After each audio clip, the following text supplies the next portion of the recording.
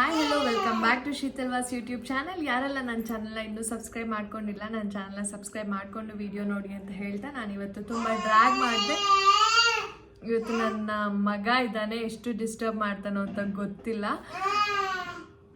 So video start ಮಾಡೋಣ.